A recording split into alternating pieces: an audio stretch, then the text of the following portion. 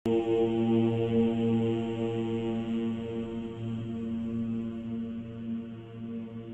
नमः शिवाय। भारत माता शिव शक्ति अवतार। आज है 24/10/2024। रिवाइज डेट है 31/7/1965। मेरे समझदार बच्चे, तुम्हारी बुद्धि में अब ज्ञान पूरा है। आदि से अंत तक का ज्ञान तो त्रिकालदर्शी हुए ना। तीनों लोकों को भी तुम जानते हो। गीत है, एक तू जो मिला सारी दुनिया मिली। यह रिकॉर्ड है उनकी जो बंधन से मुक्त हो संबंध में आते हैं। इस समय है माया का बंधन। इसको ही आसुरी बंधन कहा जाता है। अब तुम्हारा है ईश्वरीय संबंध। बंधन है दुख और संबंध में है सुख। इसलिए गाते हैं, दुख के बंधन काट हमको सुख के संबंध में ले जाओ। भक्ति मार्ग में भक्तों की पुकार होती है। भक्त अर्थात भगवान को याद करने वाले। परंतु दुनिया में एक भी भक्त नहीं है जिसको भगवान का पता हो। इसलिए आधा कल्प से भक्ति मार्ग चलता ही आता है। साधु भी साधना करते हैं भगवान से मिलने के लिए। भगवान तो एक है। बाबा से मिलने से वर्षा मिलता है। हद के पिता का वर्षा मिलता है। हद के पिता का वर्षा तो है, फिर भी बेहद के पिता को याद करते हैं, क्योंकि हद के वर्षे में दुख है, बेहद के वर्षे में सुख होता है। यह भी तुम जानते हो, तुम्हारे बंधन काटने लिए बाबा सन्मुख बैठे हैं। गाया भी जाता है, दुख हरता सुख करता। दुख हरता शांति करता नहीं कहते। सब शांति में चले जाए फिर तो सृष्टि ही ना रहे। इसलिए दुख हरता सुख करता कहा जाता है। सबको सुख देते हैं, जपते हैं मुक्ति के लिए तो मुक्ति को भी पाते हैं। सिर्फ मुक्ति कहे वह तो जैसे मोक्ष हो जाए। मुक्ति के बाद फिर जीवन मुक्ति भी जरूर है। जीवन मुक्त है सुख का संबंध, जबकि आत्माएं सतो प्रधान है। यहाँ तुम आए हो दुख के बंधन से छूटने के लिए, दूसरी तरफ सुख के संबंध में जुटते जा रहे हो। कर्म बंधन के हिसाब को चुकतू करना पड़ता है। नई दुनिया में तो कोई दुख होता नहीं। पहले है सुख का संबंध, बाद में फिर दुख का बंधन शुरू होता है। सुख दुख का खेल सबके लिए है। तुम बहुत सुख तो बहुत दुख भी देखते हो। वो थोड़ा सुख और थोड़ा दुख देखते हैं। भारत तो हेवन सॉल्वेंट था, अब हेल इंसॉल्वेंट है। सबसे नया था, अभी सबसे पुराना है। बहुत दुख देखते हैं, अभी तक भी बहुत दुख हैं। इन दुखों से छूटने के लिए भी बाबा को पुकारते हैं। उनको पिया भी कहा जाता है। बेहद के पिया को पुकारते हैं। ऐसा कोई नहीं होगा जिसके दिल से यह ना निकले कि हाय राम ओ गॉडफादर। कितना पुकारते हैं। अब तुम समझते हो उनको दुख है, तब तो पुकारते हैं। अभी श्रीमत पर तुम पुरुषार्थ कर रहे हो सुख धाम जाने के लिए। बाबा कहते हैं 5000 वर्ष बाद में आता हूँ। तुम्हारी बुद्धि में अब ज्ञान पूरा हुआ। आदि से अंत तक का ज्ञान तो त्रिकालदर्शी हुए ना। तीनों कालों को भी तुम जानते हो। मूल वतन में हम आत्माएं शांति धाम में रहती है। हम असुल उस निर्वाण धाम के वासी है। फिर प्रकृति के स्वधर्म में आने से इन ऑर्गन्स द्वारा पाठ बजाते हैं। सुख और दुख का पाठ बजाते हो। आदि से अंत तक तुम ऑलराउंडर हो। सारे चक्र में तुम्हारा पार्ट है। तुम ही 84 जन्म लेते हो। बाकी वैरायटी पार्टधारी तो ढेर है, गिनती करने वाला तो कोई है नहीं। ऐसे ही धोखा लगाए 84 जन्म कर देते हैं। अभी तुम जानते हो 84 जन्म भी कौन और कैसे लेते हैं। सिख लोग व आर्य समाजी बोधि आदि 84 जन्म नहीं लेंगे। 84 जन्म तो पूरे तुम्हारे ही है। तुम बाबा को जानते हो, इसलिए लिखते हो गीता का भगवान कौन है। ज्ञान सागर पतित पावन हेवनली गॉड फादर शिव व सर्वगुण संपन्न। हेवन का पहला प्रिंस श्री कृष्ण है। यह पहली तो बहुत सहज है, वो है हेवनली गॉड फादर अर्थात हेवन का रचयिता, और वो है हेवन का प्रिंस रचना। वो निराकार, वो साकार। अब भगवान कौन? रचयिता की महिमा ही न्यारी है। इसलिए बाबा ऐसे ऐसे प्रश्न छपवा रहे हैं, वो मनुष्य की बुद्धि में आए, तुम ही जज करो गीता का भगवान कौन है। निराकार भगवान पुनर्जन्म रहित है और फिर हेवन स्वर्ग की स्थापना करने वाला है। बाबा बैठ समझाते हैं, तुम सो लक्ष्मी नारायण थे, फिर 84 जन्म लिए, अब फिर तुम सो लक्ष्मी नारायण बनते हो। सहज राजयोग सिखलाने वाला है एक बाबा, बाकी सीखने वाले बच्चे हैं। तो यह युक्ति से लिया जाता है ना, कितनी सहज बात है। पत्थर बुद्धि बच्चों को पावन बनाने में कितना टाइम लगता है, चलते चलते फिर पत्थर बुद्धि बन पड़ते हैं। इसमें मुख्य है ही पवित्र रहने की बात। एक से बुद्धियोग लगाना, घर बार नहीं छोड़ना, वो तो हद के सन्यासी छोड़ते हैं। तुम्हारा यह है बेहद का सन्यास। वो फिर भी रहते तो पुरानी दुनिया में ही है ना। तुमको पुरानी सारी दुनिया को भूलना पड़ता है। हमको हद और बेहद से पार जाना है, शांति धाम में।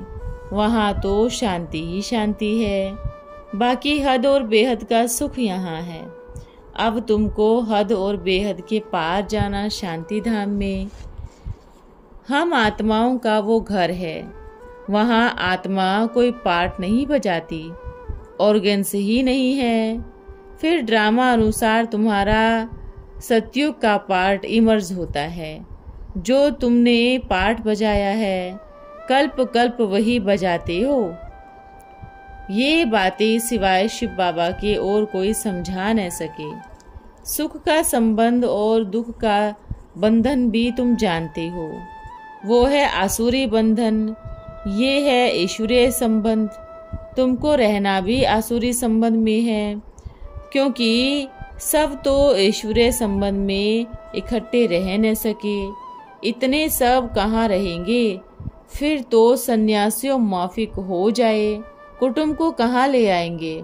वृद्धि को पाते ही रहते हैं।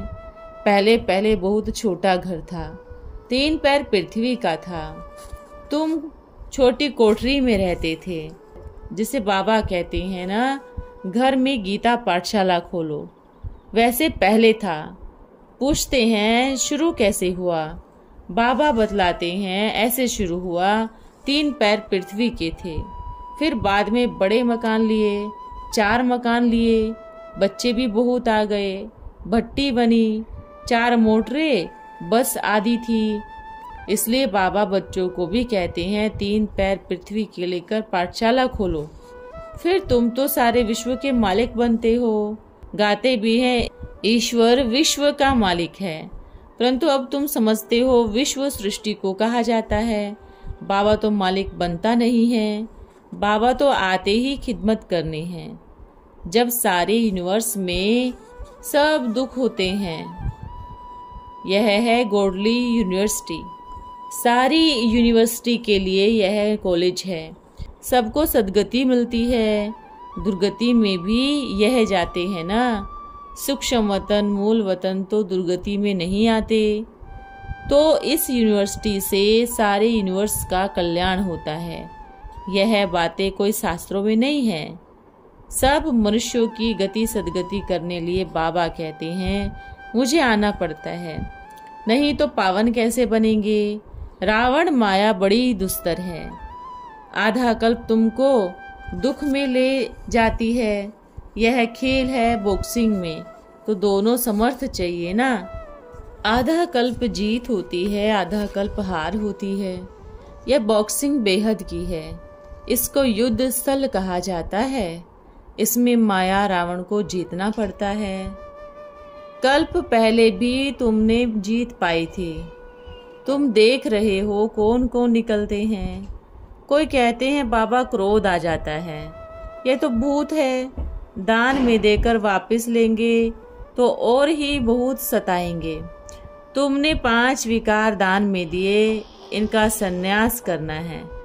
बाकी घर बार छोड़ भाग जाना, यह तो कायरपना है। बाबा समझाते हैं 64 जन्म तुमने गोते खाए हैं, अब एक जन्म पवित्र बनो। इसमें आमदनी बहुत है, बड़ा वर्षा मिलता है, जबरदस्त प्राप्ति होती है। दुश्मन सामने खड़ा है, मल्ल युद्ध होती है ना। कंस और कृष्ण का मल्ल युद्ध भी शास्त्रों में दिखाया है। वास्तव में यह मल्ल युद्ध है इस समाज की। कहाँ की बात कहाँ ले गए। कृष्ण की कंस के साथ युद्ध कैसे होगी? यह तो रावण माया है। कृष्ण की आत्मा अंतिम जन्म में माया से युद्ध कर श्री कृष्ण बनती है।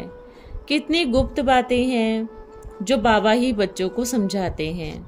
अब समझदार बनना है। बाबा कहते, लाडले बच्चे तुम कितने समझदार थे, अब समझदार बन पड़े हो। भारत कितना सिरताज था, कितने साहूकार थे।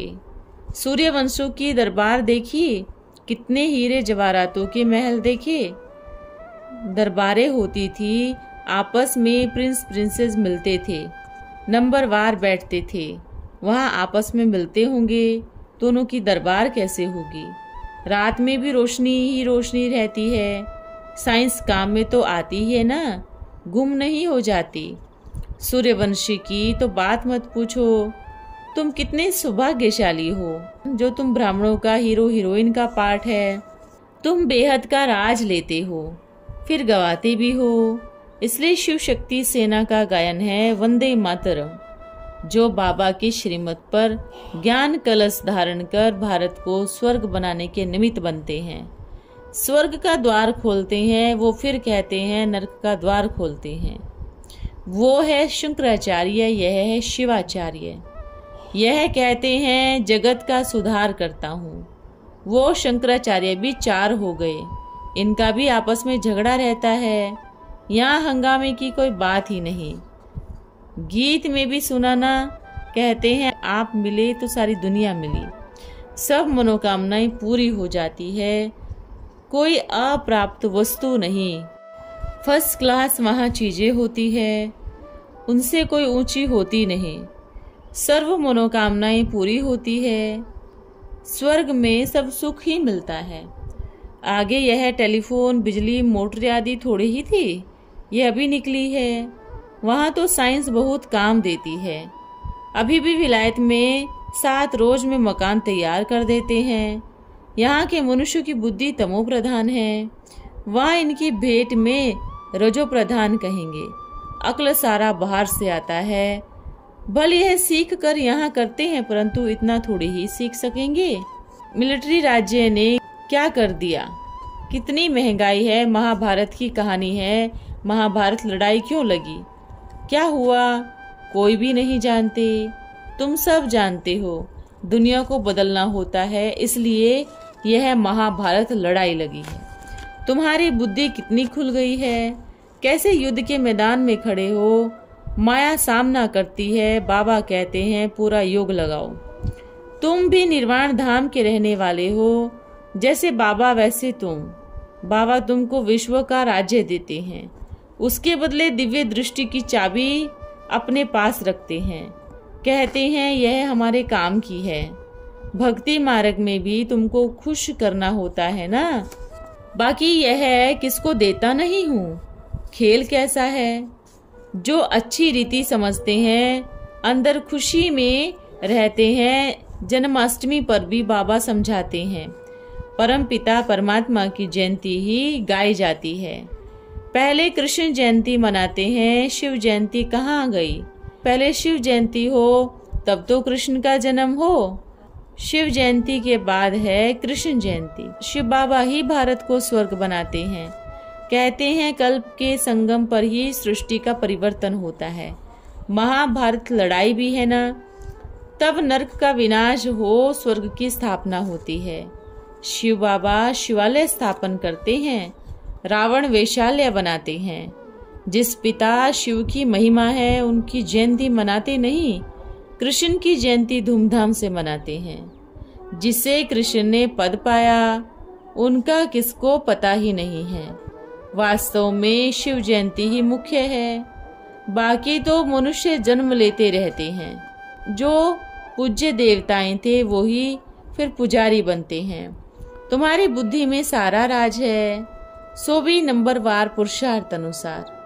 बाबा तुमको समझाते हैं, तुम फिर औरों को समझाते हो। प्रिंसिपल आदि को भी समझाना चाहिए। यह जो स्कूलों में हिस्ट्री ज्योग्राफी समझाई जाती है यह तो अधूरा है। मूल वतन, सूक्ष्म वतन, स्थूल वतन, इन सब का राज समझाना है। बोलो तुम इनको तो जानते नहीं, बाकी अंग्रेजों, मुसलमानों औरों की हिस्ट्री ज्योग्राफी ले बैठे हो। बेहद की हिस्ट्री ज्योग्राफी बेहद का बाबा ही समझाते हैं। हम मनुष्य से देवता बन रहे हैं, स्वर्ग का प्रिंस प्रिंसेस बनना है, तो आओ हम तुमको बतावे यह हेवन के प्रिंस प्रिंसेस कैसे बने, उन्हों को यह वर्षा कैसे मिला, यह सूर्यवंशी डिनाइस्टी कैसे स्थापन हुई, किसने स्थापना की। अगर यह नॉलेज नहीं तो तुम फिलोसफर काहे के, यह तो बेइज्जती हुई ना। इस सर्जन की भेंट में वह क्या करते हैं, और ही रोग बीमारी आदि बढ़ जाती है। रूहानी सर्जन आत्माओं को इंजेक्शन लगाते हैं तो सब निरोगी बन जाते हैं, तुम तो और ही रोगी कर देते हो। समझाने की युक्ति चाहिए ना। ये जज आदि भी क्या जजमेंट करते हैं। धर्मराज बाबा तो बिल्कुल एक्यूरेट है, उनके ऊपर कोई है नहीं। यहाँ तो एक दो के ऊपर है, सच्चा सच्चा धर्मराज तो एक है, बाकी सब अंजाम ही ठहरे। आगे चल तुम सबको कहेंगी, सन्यासियों को भी कहेंगी। तुमने तो परम पिता परमात्मा को सर्वव्यापी कह सबका बेड़ा गर्क कर दिया है। तब बाबा कहते हैं इन सबको छोड़ो, मैं तुमको शिवालय में ले जाता हूँ। सन्यासी लोग तो अभी सब अंदर घुस गए हैं, कहते हैं हमने घर बार छोड़ा, करोड़ों रुपये अंदर इकट्ठा कर रहे हैं, तो यह सन्यास हुआ क्या। हम तो बाबा के बेहद का सन्यास सीख क्या से क्या बनते हैं। अच्छा मीठे मीठे सतो प्रधान बनने वाले समझदार बच्चों प्रति याद प्यार, गुड मॉर्निंग और नमस्ते। हम बच्चों की प्यारे बाप दादा को याद प्यार, गुड मॉर्निंग और नमस्ते। आज का वरदान है विश्वपति भव। आज बच्चों को विश्वपति बनाने के लिए बाप दादा विशेष ताज, तख्त और तिलक की सामग्री लेकर आए। अगर यह धारण करने की हिम्मत है तो त्याग, तपस्या और सेवा करनी होगी। त्याग से ताज, तपस्या से तिलक धारण कर सकेंगे और सेवा से अब और भविष्य में भी तख्त नशीन बन सकेंगे। ओम नमः शिवाय।